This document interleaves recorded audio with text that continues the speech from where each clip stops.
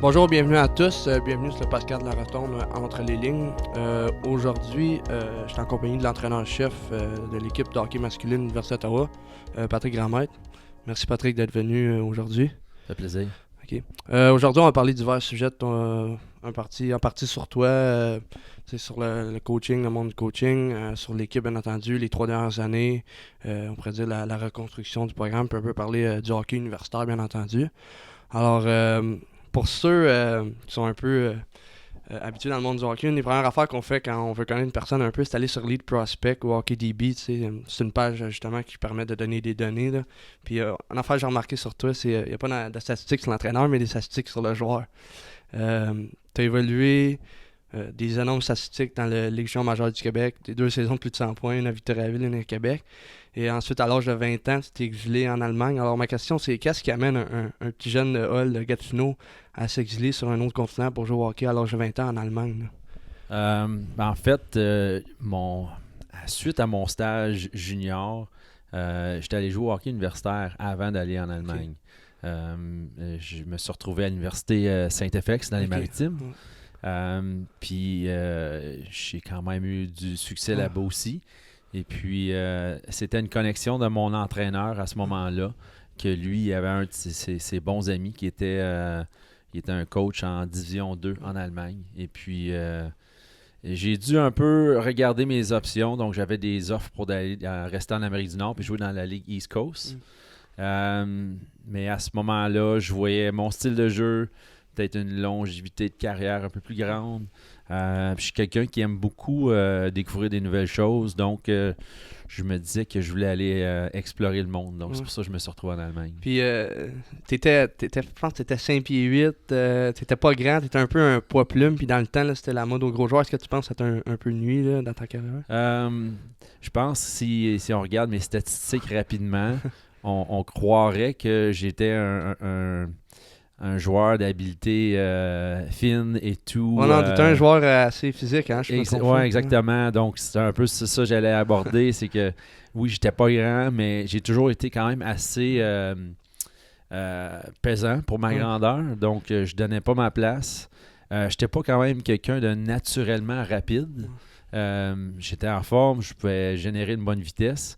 Mais j'étais pas un Johnny Gaudreau ou Jean-Gabriel Pajot qui patine quand même très vite naturellement. Je me considérais peut-être plus un style.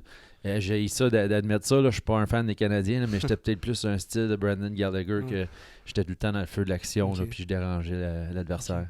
Tu as passé une couple d'années en Allemagne, puis finalement, tu es revenu ici au Canada, en Outaouais. Ouais. Tu as été entraîneur adjoint avec l'équipe féminine des GGs, entraîneur adjoint avec l'Intrépide. Qu'est-ce qui t'a poussé, premièrement, à revenir et à te lancer dans le monde du coaching? Premièrement, j'ai vraiment joué en Allemagne. Et puis, à ma dernière saison, ma copine dans le temps, qui est rendue ma femme aujourd'hui, puis la mère de mes 3 enfants, à ma dernière saison, elle était venue habiter avec moi là-bas pour voir si c'est quelque chose qu'elle aimait faire. Parce que je voulais quand même, j'avais en tête d'avoir quand même une longue carrière, mais j'ai eu des problèmes de commotion cérébrale, surtout en fin de carrière. Et puis c'était rendu de plus en plus facile pour moi d'en subir. Donc j'ai dû prendre une décision que c'en était assez. La raison pourquoi je me suis lancé dans le coaching, premièrement, dans la plupart des équipes où j'ai été, j'ai souvent été nommé capitaine. Donc j'étais dans des positions de leadership. Mon père, mon grand-père, c'est des gens d'affaires, des gens d'entreprise. Donc, j'étais un peu élevé dans la prise de décision, dans la responsabilité, ces choses-là. C'était pas mon but premier quand j'ai arrêté de jouer au hockey professionnel. En sortant de l'université Saint-FX, j'avais un diplôme en enseignement d'éducation physique ou en anglais langue seconde. Donc, quand je suis revenu de l'Allemagne, j'ai tout de suite commencé à enseigner à temps plein en éducation physique et puis rentrer dans le coaching un peu. J'aimais ça, mais je te dirais pas que c'était mon premier but quand j'ai arrêté le hockey professionnel, c'était de me trouver une job de coaching à temps plein. Puis là, si on monte un petit peu dans les années, là, on arrive en 2015, tu as été engagé dans ce coin-là. tu étais depuis quelques années avec le programme Nouvelle Frontière au hockey. J'ai remarqué que le processus d'embauche, c'est au-dessus de 50 candidats à ce temps-là, parce que ça sortait d'un scandale, bien entendu. 5 candidats ont été passés en entrevue, puis finalement, tu as obtenu l'emploi. Explique-nous un peu, c'était quoi le processus d'entrevue d'embauche? Ça fait quand même des gros noms. Jacques Martin, ancien entraîneur de la Ligue nationale, qui s'occupait de ça. Puis, qu'est-ce qui t'a poussé à appliquer pour ce poste d'entraîneur-chef ici à l'université? Honnêtement, c'est pas une cachette que je me souviens pas c'était quel jour de la semaine, mais que la date limite pour postuler était, exemple, un jeudi soir à minuit. Puis il me semble que j'étais revenu d'un souper de famille chez mes parents et puis que mon père et ma femme m'en parlaient, puis tu vas-tu appliquer? Puis j'étais hésitant quand même. Puis finalement, elle m'a aidé à faire une lettre de couverture et tout ça. Je disais, OK, on y va, tu sais. Mais ça ne voulait pas dire que j'allais avoir l'emploi, là, tu sais. Mais je connaissais quand même qu'est-ce que c'était pour avoir été assistant-entraîneur un an de temps avec Yannick Evola, de voir la charge de travail, qu'est-ce que ça représente aussi. Il y a l'autre facteur, c'est que je me lançais dans quelque chose de partir un programme à neuf. Veux pas, il y avait un certain nuage autour du programme. Moi, c'était pas une question de est-ce que je doutais si j'étais capable de faire le travail. C'était plus est-ce que je voulais me submerger là-dedans. On commençait une famille en tant que père et tout ça. C'était plus ce côté-là de l'aspect du travail que je me disais, est-ce que je fais ça? Après ça, ben écoute, j'ai postulé. Ensuite, le temps est venu que je me souviendrai toujours. Je pensais même pas qu'il allait me rappeler. J'étais en surveillance d'examen de fin d'année. Et puis, je naviguais les rangs dans la classe, surveiller personne triche au secondaire. Et puis, l'examen est fini. Je sors de la classe, puis je regarde mon cellulaire, je regarde mes courriels, puis je vois un courriel de l'Université d'Ottawa qui me convoquait à la première partie là, des entrevues. Donc, ça a un peu commencé comme ça. Okay. Quand tu regardes un peu en arrière, je pense que tu n'avais jamais été réellement entraîneur-chef. Ça a quand même été, excuse-moi l'expression, mais un gars de scout de l'université de te nommer entraîneur-chef parce que tu sortais un peu de nulle part. Puis il y avait souvent des candidats qui avaient coaché pendant peut-être plusieurs années. Quand tu regardes ça en arrière, là, est-ce que tu es un peu surpris toi-même d'avoir été nommé entraîneur-chef? C'est oui et non. La réponse est oui, dans le sens que oui, mon CV et j'avais aucune expérience en tant que coach en chef à un haut niveau. Non, dans le sens que, écoute, quand j'ai fait l'entrevue, je croyais que j'avais pas mal la réponse à toutes les questions. J'avais une vision claire. Je savais où je m'en allais. Comme joueur, j'ai gagné un championnat canadien universitaire, perdu 2 fois en finale. Donc, au niveau du jeu, je savais qu'est-ce que ça prenait. Je comprenais l'importance de l'alumni, l'importance de la fierté de l'école. Puis, veux pas, je suis un gars de la région. Moi, je suis fier d'être un franco-ontarien, déménager à Gatineau, mais moi, je leur ai dit, je suis pas ici pour quelques années et quitter. Moi, je veux être ici, puis je veux voir mes enfants grandir à travers cet emploi-là. Puis c'est une fierté que je voulais ramener à l'école, non seulement un succès sur glace. On n'apprend pas vraiment ça aux entraîneurs de rebâtir un programme après un scandale qui a fait les nouvelles à l'Écho national. Comment tu as vu ce défi-là, toi, de rebâtir un programme quasiment à zéro, on pourrait dire comme ça? Là? Ouais, non, honnêtement, c'était particulier. Puis là, je repense, là, en ce moment, là, on est en train de voir graduer tous ces gars-là de première saison qu'on avait recrutés. Je cacherai pas que Jacques Martin était un aide extraordinaire pour moi. Jacques, on pense à lui en tant qu'ancien entraîneur des Sénateurs des Canadiens de Montréal, mais il a aussi été un directeur général dans la Ligue nationale. Beaucoup, beaucoup d'expérience. Et puis, je pense qu'il ne faut pas trop compliquer ça non plus. C'est d'avoir une vision et d'essayer de rester le plus proche à cette vision-là. Ensuite, ben, ça te permet d'essayer de voir si tu as visé dans le mille ou pas. Nous, notre vision, c'était on ne sait pas si on va gagner au début. On ne peut pas le savoir. Mais ce que nous, on croyait, on se disait, si on recrute des joueurs qui sont des leaders, qui sont des capitaines, des assistants, qui ont des excellentes références en tant que leur caractère, on va être certain d'une chose, que gagne ou perd, on va avoir du bon monde, on va avoir du monde qui va travailler fort, autant dans la classe que dans la salle d'entraînement que sur la glace. Et puis en bout de ligne, gagne ou perd, on va être une équipe intègre, puis on va bien représenter l'école. Ça a bien tourné, là. Ouais, quand on regarde un peu votre alignement quand vous avez commencé en 2016, ça manquait un peu de respect à des joueurs. Je pense à des gars comme Hanlon, des gars comme Drover ou à des gars comme Jacombe. C'est un peu des joueurs qui étaient un peu dans l'ombre. Ils jouaient, je pense, dans les circuits juniors. Je pense qu'il y en avait deux autres qui jouaient dans les maritimes. C'est pas des circuits qui sont les plus visibles. Normalement, les meilleurs joueurs, des fois, c'est des joueurs du circuit junior canadien. Comment est-ce que le recrutement a été difficile ou c'est vraiment que vous avez ciblé des joueurs en particulier comme eux autres? Parce que c'est pas des joueurs vedettes, mais ils ont été des super bons éléments pour le programme, là. Exactement. Et, regarde, ça va encore de deux côtés. De un, les joueurs de premier plan ne voulaient pas venir ici. Moi, je me mettais dans les souliers de ces joueurs-là. Et puis, tu es un des 10 meilleurs joueurs de la OHL. Ben, est-ce que tu vas aller à l'Université d'Ottawa où le programme commence et qu'il y a beaucoup d'incertitudes, ou tu vas aller à UNB, à McGill, à Carleton, au Big Ten, mettons. Là. Je pense que je ferais la même chose qu'eux autres, puis j'irais là. Donc, on l'a appris assez vite. Quand personne ne répondait au téléphone, ou le monde répondait au téléphone, mais la conversation durait 1 minute, on savait qu'il fallait réaligner notre cible de recrutement. Il y a beaucoup de bons hockey au Canada. C'est souvent négligé. Mais tu sais, on s'est dit, écoute, tant qu'à prendre 20 joueurs qui jouent sur la 3e ou 4e ligne dans le junior majeur du Québec ou OHL ou Western Hockey League, on s'est dit, on va aller chercher des joueurs de premier plan dans le junior A. Des gars qui jouent des minutes très importantes, qui ont souvent la rondelle sur leur hockey, qui jouent l'avantage numérique, qui jouent en fin de match. Puis on va essayer de les aider à continuer à se développer. Et puis, je le rappelle tout le temps, mais je pense qu'on sur 25 gars, on avait 14 qui étaient des capitaines dans leur équipe. Donc, le message, il passait bien. Puis les gars suivaient pas mal à la lettre qu'est-ce qu'on essayait de faire. Si on regarde votre alignement en 2016, tu as parlé des joueurs, justement, les caractères, les individus avant. Je pense que vous avez à peu près 14-15 joueurs qui sont encore là aujourd'hui. Qu'est-ce que ça fait de savoir que les joueurs, vous avez parti un programme à 0, ça aurait pu être facile des fois de quitter après une année, mais finalement les joueurs ils ont resté pendant 3 ans, puis c'est ce qui fait en sorte que vous avez peut-être une si bonne équipe, vous avez autant de joueurs.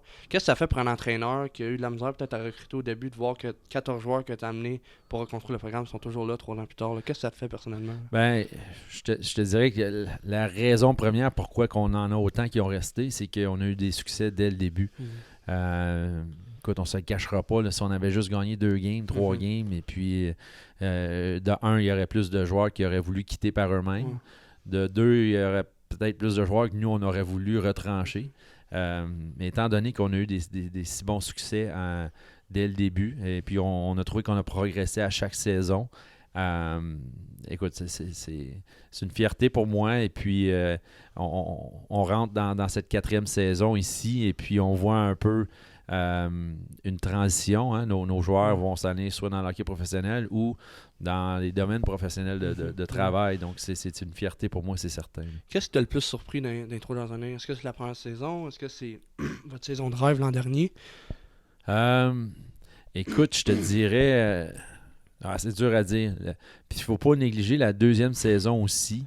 Dans le sens, la première saison... l'horaire dans notre conférence était planifié tel qu'on jouait 10 matchs contre la conférence Ouest et on en jouait 18 contre notre conférence. Et puis, notre conférence, nous, on trouve qu'elle est plus forte que l'Ouest. Donc, à notre 2e saison, ils ont changé ça. On a seulement joué 4 matchs contre l'Ouest et on a doublé les matchs contre UQTR, McGill, Concordia et Carleton. Et puis, on a eu sensiblement la même fiche. On a bien terminé au classement. Écoute, faut que je dise, la plus surprenante, c'est la première saison. Ça, c'est sûr et certain.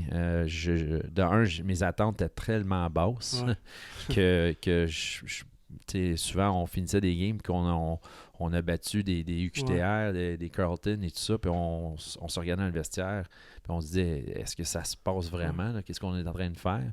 Puis après ça, l'année passée, la saison de rêve, où, écoute, on est rentré dans la saison avec une grande confiance interne, étant donné nos succès des 2 premières saisons. Donc, c'était une surprise que tout ait si bien été. Je ne cacherai pas non plus qu'il y a plusieurs matchs, je ne pense pas qu'on aurait dû gagner, mais des fois, un bon chanceux ici et là, un gardien de but qui fait des gros arrêts, ça peut changer la donne assez rapidement. Mais est-ce que j'échangerais ces 3 saisons-là pour un championnat de division au minimum? Oui, je le ferais. Tu sais, l'an dernier, là, c'est 22 victoires, seulement juste 2, 4, 5 défaites. Est-ce qu'à un moment donné, là, en tant qu'entraîneur ou en tant que groupe, tu dis, est-ce que ça va s'arrêter? Est-ce qu'à un moment donné, là, ça va arrêter? Tu sais, tu collectes les victoires en ligne, là, tu vois la colonne de défaites, c'est juste 2, 3. Est-ce qu'à un moment donné, ça se dit, ça va arrêter un moment donné, on va avoir une série de défaites, quelque chose comme ça? Est-ce que c'est quelque chose qui te passait par la tête? Ce qui me passait pas par la tête, c'était est-ce qu'on va avoir une série de défaites? Je trouvais que notre style de jeu, nos habitudes de travail et tout ça faisait en sorte que c'était pas quelque chose que je pensais. On travaille tellement fort, puis nos joueurs jouent de la bonne façon que c'est certain que je m'attendais qu'on aille une défaite ici et là de plus. Parce que, tu sais, souvent les gens me demandent, ma femme me le demande, avant chaque game, puis comment tu te sens aujourd'hui? Avant chaque game, même à ce jour-ci ou l'année passée ou la première année, j'ai toujours des doutes. Je ne sais pas comment mon équipe va sortir. Je ne sais pas si les jambes vont être bonnes. Je ne sais pas si la concentration va être bonne. J'ai toujours des doutes.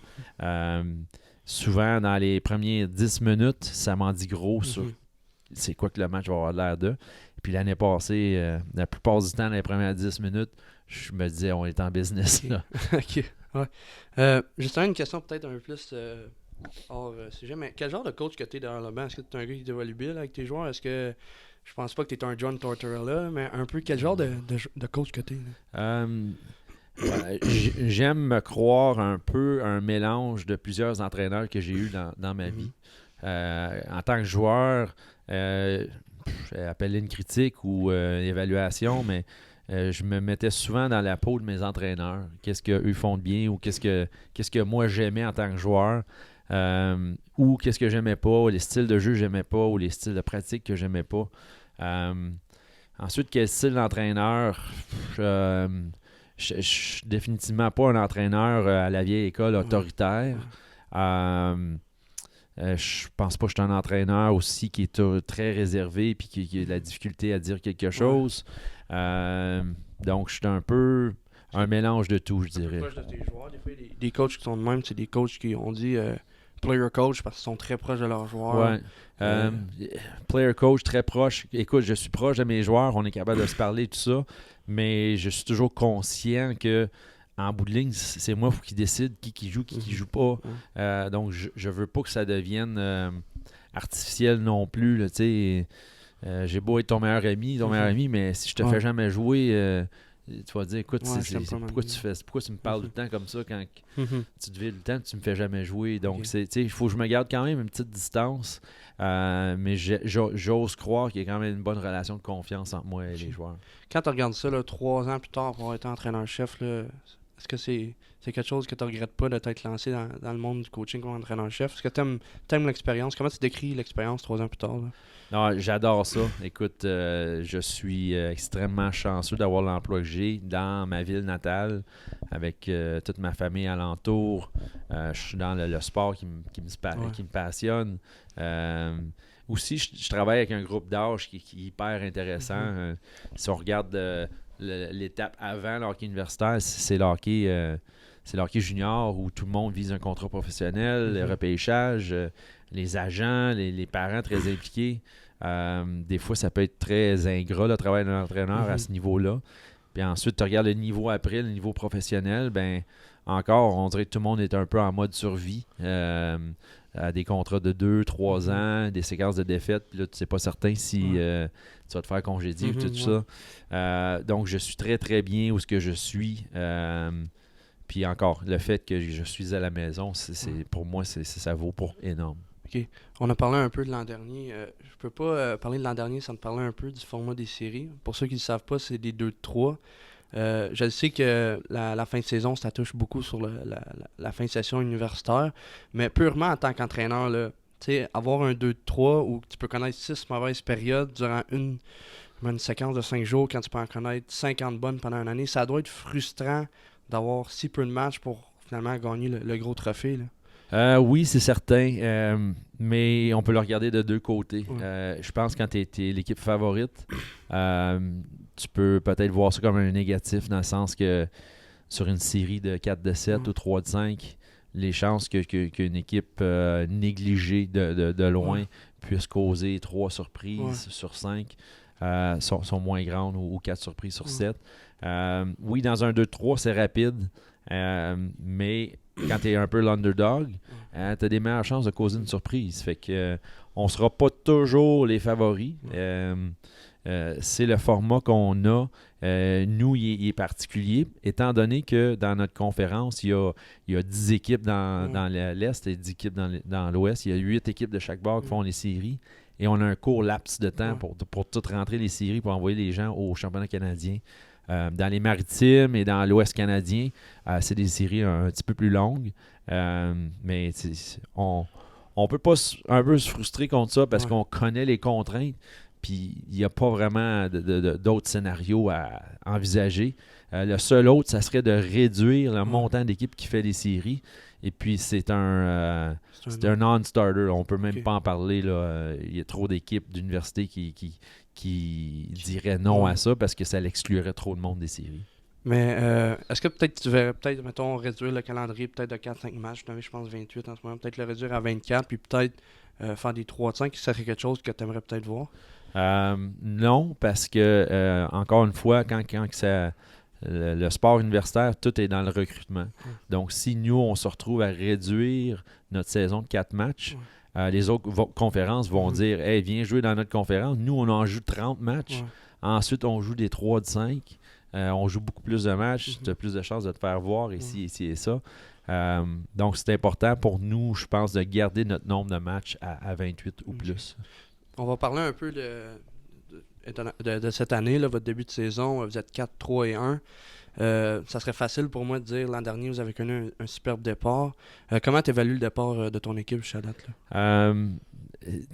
Si on regarde seulement que notre fiche, je pense qu'on se pose beaucoup de questions. Mais je pense que si on regarde chaque match, les statistiques de chaque match, notre analyse profonde, notre fiche devrait être différente. Écoute, un bon exemple, c'est notre dernier match contre McGill la fin de semaine passée où les tirs c'était 58-20.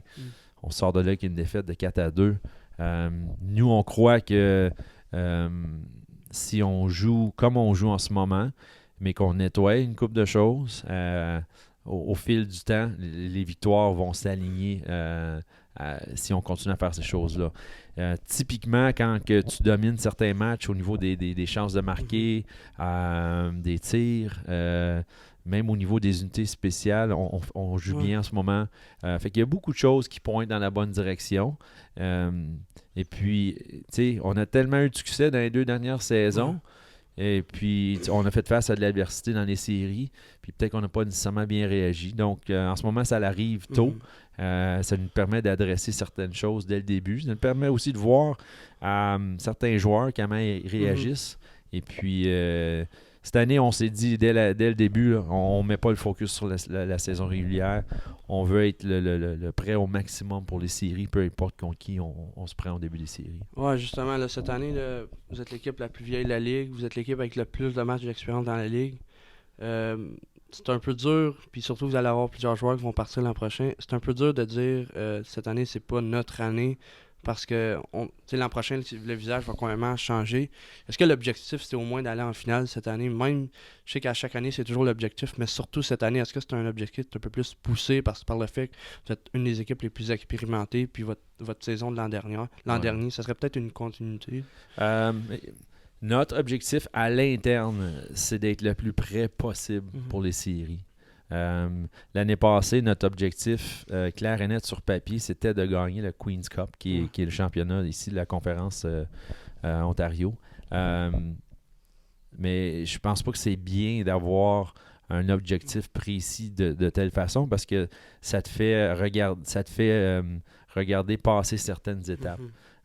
Donc nous, comme je le dis, c'est vraiment d'analyser nos points forts, nos points faibles au courant de la saison, puis être le plus près possible pour le premier match des séries, puis d'essayer de bâtir ce momentum-là à nous amener une position de gagner le championnat ici. Peut-être une réponse plus plate, là, mais c'est le coach qui parle, puis c'est vraiment ça qu'on pense. Qu'est-ce que vous avez appris l'an dernier? Là, vous étiez premier au classement général, premier dans la ligue, puis vous êtes quand même, on pourrait dire, une petite surprise, vous faites éliminer au deuxième tour, même si Queens, je pense, ont finalement remporté le championnat. Qu'est-ce que vous avez appris là, un peu de cette défaite-là? Plusieurs choses. Écoute, on a analysé les équipes qui ont réussi à passer à la prochaine étape et se rendre en finale. Je suis allé au championnat canadien, j'allais regarder c'était qui les autres équipes qu'il y avait là, les styles de jeu. On a appris qu'on n'était vraiment pas loin. On a aussi un peu confirmé que les deux blessures qu'on a eues à la position de centre en Yvan Mongo et Jacob Hanlon, ça a été très difficile à remplacer à l'interne. On a aussi confirmé qu'un excellent gardien qui est hot au bon temps, ça peut aider énormément. Queens ont gagné le championnat, mais leur gardien avait été très bon. Très bon contre nous, il a été excellent. Je dirais encore meilleur contre Carleton l'étape d'après. Ils n'ont pas perdu, puis ça a été lui le meilleur joueur. Je pense qu'il a arrêté 50 tirs aux deux matchs. Donc, tu sais, il y a plusieurs choses qu'il faut qu'il se passe bien. Sinon, tout le monde gagnerait. Tout le monde, chaque série se rendra en 7 matchs, ces choses-là. Mais tu sais, on le voit chaque année. On a vu le Lightning de Tampa Bay un peu s'écrouler en première ronde. Mais eux aussi, ils ont eu des blessures clés. Et puis, ils ont peut-être trop mis d'emphase sur la saison régulière et gagné le championnat de saison régulière. Puis, ils sont pas arrivés frais et dispo pour des séries. OK. Cette année, vous avez eu quand même un peu de nouveautés, là, des nouveaux uniformes, un nouveau capitaine aussi, Quinn O'Brien. Puis, je pense que vous avez eu quand même 5-6 assistants avec lui. Explique-moi un peu, c'était quoi le choix de nommer autant d'assistants, puis pourquoi on a nommé Quinn comme capitaine? Premièrement, le choix d'assistant, ça a été une décision. On a fait la première édition. C'était un peu par défaut dans le sens qu'on avait tellement de joueurs qui rentraient. On connaissait pas tout le monde. On voulait pas attendre 1 an. Fait qu'on s'est dit, écoute, on va prendre, je pense qu'on a pris 2 mois. On a pris 2 mois pour décider c'est avec qui nos assistants. Étant donné qu'on a 2 uniformes, on s'est dit on va avoir un set d'assistants dans nos chandails grenats et un set dans nos chandails blancs dans le temps, mais maintenant ils sont gris. Donc ça a été la décision d'avoir 3 assistants pour chacun des chandails qu'on a. Ensuite, la décision cette année d'aller de donner la succession du capitaine à Quinn O'Brien, ça a été un vote d'équipe et un vote d'entraîneur. Donc, nous, à l'interne, on a un peu fait un vote à l'aveuglette. Et puis, les joueurs ont fait la même chose. Et puis, ça a bien donné que les deux, ça matchait la démocratie du vote s'alignait vers Quinn O'Brien. Donc, ça a été une décision facile. Mais il ne devait pas manquer de choix. Là. Vous avez 14 joueurs qui sont là depuis 3 ans. Là, ça doit être un peu difficile pour le coaching staff, même pour les joueurs un peu. Là, c'est beaucoup de leaders. Là. Je te dirais oui et non, dans le sens que on en a beaucoup de bonnes personnes, mais on connaît un peu le travail que c'est, le travail des capitaines. Et puis, ça n'a pas été si difficile que ça parce qu'on a pas mal tout été sur la même longueur d'onde. OK. Si on peut en parler un peu de tes joueurs, là, Domingue puis Drover, Cody Drover, Kevin Domingue. Kevin, je pense qu'il est à 4-5 buts du record pour le plus grand nombre de buts par un GG's dans toute l'histoire. Cody et Kevin sont à peu près 25 points du record de tous les temps pour le nombre de points. Avec une vingtaine de matchs. Parle-nous un peu de leur impact, ces deux gars-là ont eu sur leur programme, parce qu'ils ont eu des énormes statistiques, près d'1 point par match pendant presque 3 saisons de suite, là, si on peut dire. Parle-nous un peu de leur impact. Oui, c'est l'impact au niveau des statistiques, elle est là, elle est sur papier, mais aussi l'impact au niveau de nos succès, elle est indéniable. Sans ces gars-là, on n'aurait pas pu avoir les succès qu'on a eus, surtout d'où ils venaient. Écoute, moi, les joueurs qu'on a amenés la première saison, il y a beaucoup de choses qui ont viré de bord en bord, dans le sens que je pensais qu'un tel allait être un style de joueur. Et puis, avec l'évolution de l'équipe, ça a fini que les lignes se sont retrouvées de même. la meilleure histoire, je pense, c'est Kevin Domingue, que nous, on l'avait recruté pour être un centre défensif. Son entraîneur en Alberta, il nous avait dit, lui, il avait déjà été assistant-entraîneur au hockey universitaire. Et puis, il m'avait dit, écoute, c'est mon joueur qui est le plus prêt à jouer au hockey universitaire. Je connais la ligue. Tu vas voir, c'est un bon centre two-way. Et puis Kevin est devenu un allié qui score. Cody Drover, il a été dominant dans les Maritimes. Mais le junior A des Maritimes n'est pas considéré comme une des ligues les plus fortes au Canada. Donc, on avait beaucoup de questions au niveau de est-ce qu'il allait être capable de maintenir cette production-là. Ça a été difficile pour lui au début. C'était plus une question de conditionnement physique au niveau de force physique et de son cardiovasculaire. Mais une fois que ça s'est rattrapé, son sens du jeu est nettement visible quand on le voit jouer. Une vision incroyable. Donc, ces deux gars-là ont pu amener leur qualité de joueur. Et puis, on le voit depuis le début. Ils ont été chanceux dans le sens qu'eux sont rentrés puis ils étaient recrues. Puis, on leur a un peu... C'est ça, on leur a un peu donné les clés de l'auto puis dit la maison, puis allez-y. Des fois, quand tu rentres comme recrue, mais tu attends qu'il y ait des vagues de graduation avant d'avoir des opportunités. Mais ceci étant dit, ils ont pleinement mérité tout ce qu'ils ont fait. Puis, ils ont travaillé fort pour être tout ce qui en sont rendus. Mais c'est un peu ça, hein, l'histoire de vos 14 joueurs qui restent. C'est des joueurs qui ont saisi une opportunité qu'ils n'auraient peut-être pas eu ailleurs. C'est un peu des... Excuse-moi l'expression, mais c'est des joueurs qui ont été un peu underdog là, tout au long de leur carrière. Puis quand ils sont arrivés au programme, ils ont pu un peu briller par leur performance. Là. Oui, exactement. Je pense que si tu regardes nos joueurs, que ce soit les joueurs qui ont essayé de percer des alignements juniors majeurs puis qui ont... Ils ont eu quelques matchs, mais n'ont pas su saisir leur chance ou ils n'ont pas été mis dans des positions qui maximisaient leurs habiletés. Puis ensuite, tu as d'autres joueurs comme Jacomb, Hanlon, Dunlop, Van Leerop. Ça, c'est des gars qui, eux, ils visaient d'aller jouer au collège américain, avoir des pleines bourses pour aller jouer aux États-Unis. Et puis, même chose avec eux, ils étaient bons, mais... aux yeux de ces gens-là, n'étaient pas assez bons pour se mériter des pleines bourses. Donc, se sont virés vers le hockey canadien. OK. Quand tu regardes cette année, les joueurs que vous avez amenés, là, je pense que vous avez amené 2-3 joueurs de la NCAA. Vous avez amené Mattinen, qui est un ancien joueur de la nationale. Vous avez amené Cormier, qui a connu d'excellentes saisons offensives comme défenseur dans le junior. Qu'est-ce que ça fait comme entraîneur? On pourrait dire 3 ans plus tard, d'avoir été capable de recruter, on pourrait dire la crème de la crème maintenant. Ça reflète un peu la qualité du programme, là, ces recrutements-là. Oui, c'est certain que depuis notre première vague de recrutement, on trouve qu'à chaque année, on a réussi à aller compétitionner avec les autres gros programmes au Canada et aller chercher des excellents joueurs. Ça amène de la profondeur à notre équipe, mais je pense qu'on peut le voir avec les résultats qu'on a cette année. Je crois que sur papier, on est plus profond, on a une meilleure équipe que l'année passée, mais en ce moment, ça ne se traduit pas nécessairement par des succès sur statistiques. Donc, ça montre comment complexer le sport. C'est pas toujours garanti que 1 plus 1 égale 2. Ouais. J'aimerais parler un peu du monde du hockey universitaire parce que c'est quelque chose qui n'est pas tellement parlé beaucoup par les médias. Qu'est-ce que tu penses un peu de la visibilité que, par exemple, les ligues professionnelles comme la Ligue américaine ou la Ligue nationale sur le circuit universitaire canadien? Parce qu'il y en a beaucoup au niveau américain, c'est médiatisé beaucoup, mais au niveau canadien, il y a quand même des très bons joueurs, mais on dirait qu'il n'y a pas la même attention de la part des équipes professionnelles. Là. Ouais. Disons que j'avais ma vision des choses avant d'arriver ici. J'avais une vision aussi quand j'étais un joueur de hockey universitaire. Mais là, étant un peu plus vieux, étant un entraîneur, puis voir un autre côté de l'équation, selon moi, ça revient à plusieurs facteurs au niveau de la visibilité. Premièrement, comme n'importe quel sport, s'il n'y a pas de gens qui vont voir les matchs, si les estrades sont vides, ça va être rarement médiatisé. C'est une équation très simple. Deuxièmement, un des facteurs qui nous aide pas, c'est que nous, on n'est pas, on fait pas partie du programme de développement. Dans le sens que les joueurs, ils s'en viennent pas jouer au hockey universitaire canadien pour se faire repêcher dans la Ligue nationale. Tout au contraire, dans la NCAA, plusieurs joueurs qui se font repêcher là, puis même leur chiffre grandit d'année en année.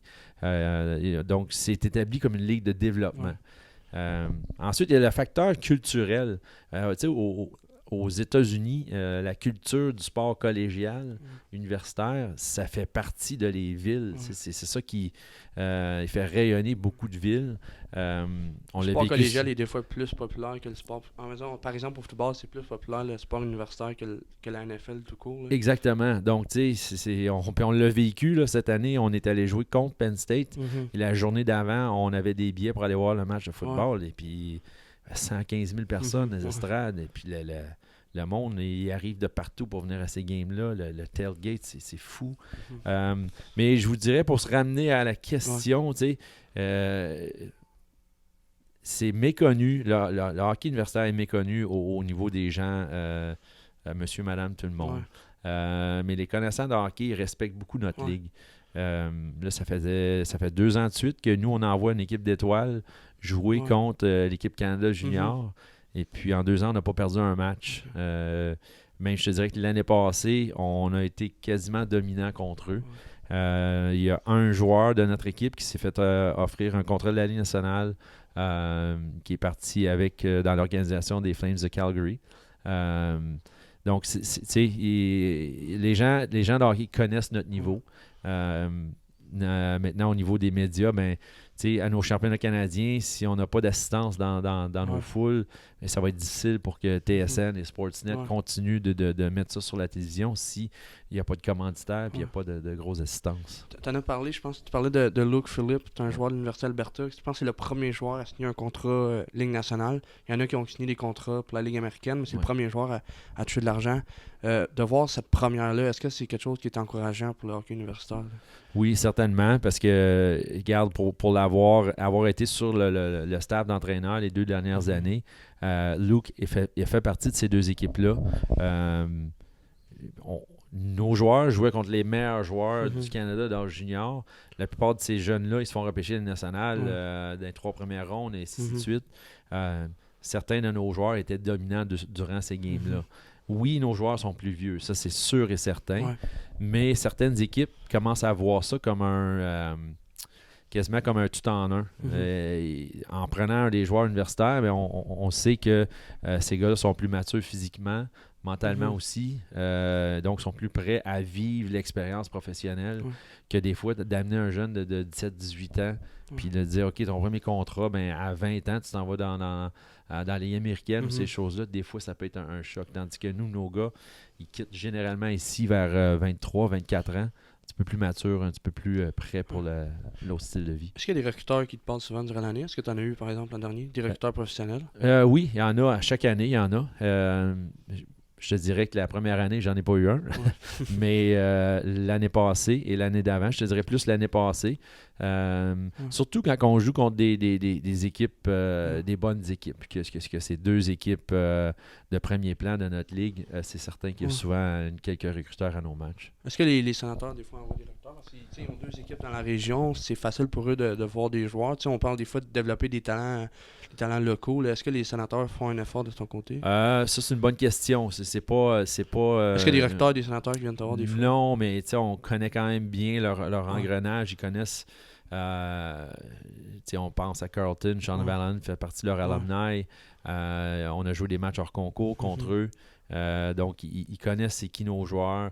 Je te dirais c'est plus souvent quand on joue dans la région de Montréal qu'il y a des recruteurs parce que veux pas la vie d'un recruteur, il va essayer de passer plusieurs jours dans une ville et pouvoir voir différents niveaux.